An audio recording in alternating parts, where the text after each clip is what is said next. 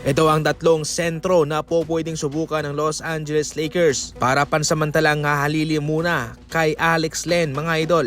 Ayon sa NBA insider na si Jovan Buha, pwede pa namang mag-waive ang Lakers ng isang malalaro o maski itong si Alex Len. Marami pa naman daw mga magagaling na center dyan para ipalit sa kanya.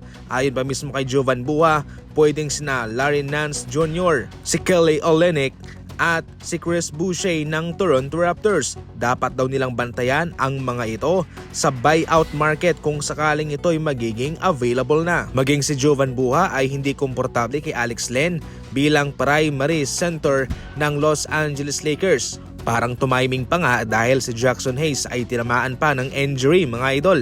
Sa mga minutong nilaro ni Alex Len ay na-outscored sila ng kanilang kalaban. Hindi naman ang dalawang isip na sabihin ni Jovan Buha na itong si Alex Len ay wash na center. Kumbaga parang wala na talagang maibubuga pa.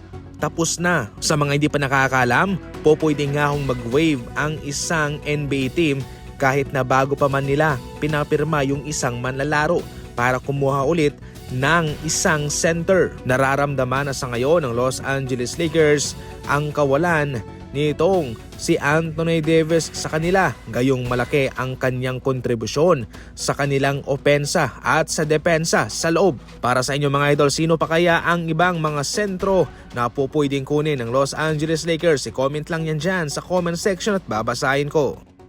Hindi nakaligtas kung may Adam Silver sa mga katanungan ng media patungkol sa Luka and Anthony Davis trade na nangyari noong nagdaang linggo. Ayon pa mismo kay Kumi Adam Silver, wala siyang kalam-alam sa nangyaring trade. Wala rin namang nagbigay ng advance na notice sa kanya patungkol sa gagawing trade ng dalawang kupunan. Para mismo kay Kumi Adam Silver, ginawa lang daw ng dalawang team ang trade na ito kung sa kanilang palagay ay ito raw ang nakakabuti para sa kanilang organisasyon. Sa huli, git pa mismo ni Kumi Adam Silver, panahon na lang daw ang makapagsasabi kung sino ang nanalo sa trade na ito. Totally, as of now, kung pag-uusapan nyo ngayon kung sino nga ba yung nanalo, totally parang yung Lakers muna kasi nga si Anthony Davis ay nagkaroon pa ng injury. Pero syempre, abangan na lang natin to pagkalipas ng 5 taon o 10 taon kung ano ang mangyayari sa Dallas at sa Lakers.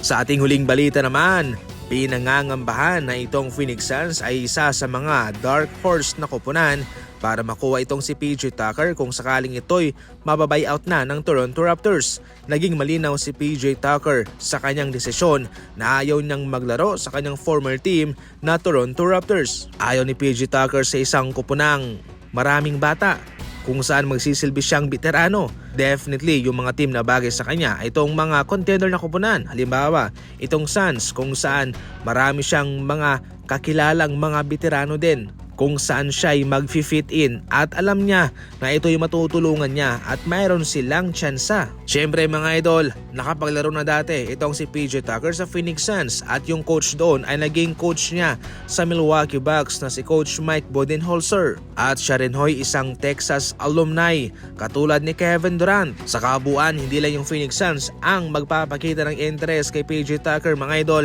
kung sakaling siya'y mababuyout na.